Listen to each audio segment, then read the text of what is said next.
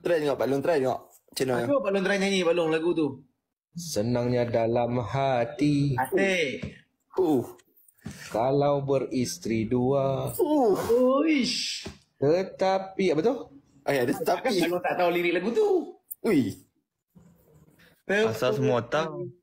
Dunia. Apa Pak Long? Ada yang empunya.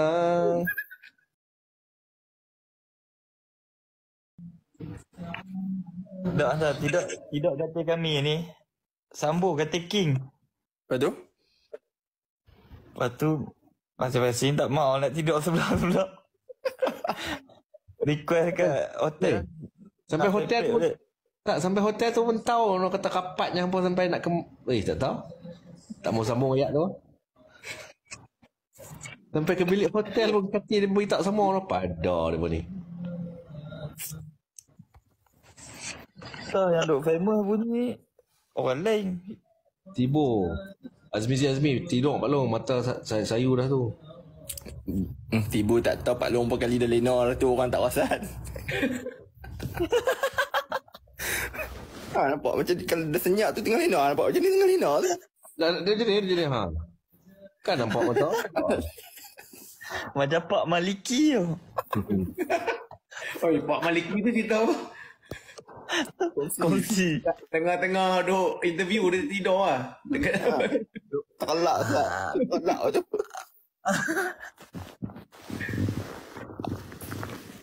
Nampak tu. Kacau. Tengok, Kacau ni benda apa Cak? Dah tahu benda ni. Gacor Pawi pun semua duk ikut Zakuan, duk ikut Rosaimi pun duk ikut.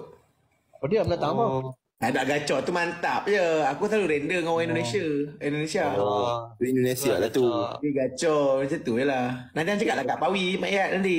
Pek, kalau ada buku tulis lah. Kita baru bulan datang ni. Tulis. Depan apa tu tulis. Kita baru saya pun tak tahu. Bila saya masuk je, gacor, cuy, madu tiga. Saya jadi macam, ish.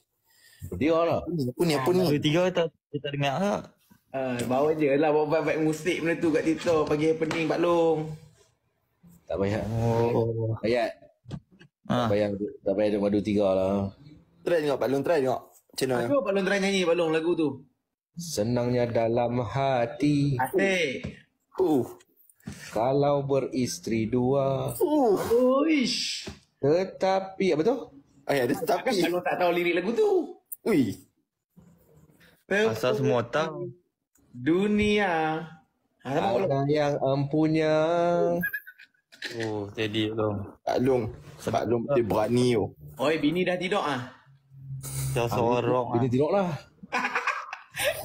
Kalau duduk sebelah tak baik. Bini pun jenis IT kurang lah Pak Long.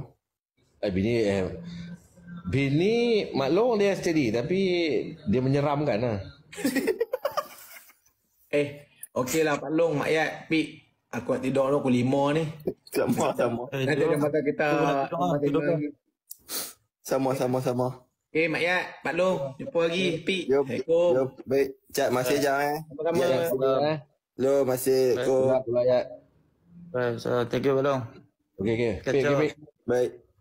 Oh tengok.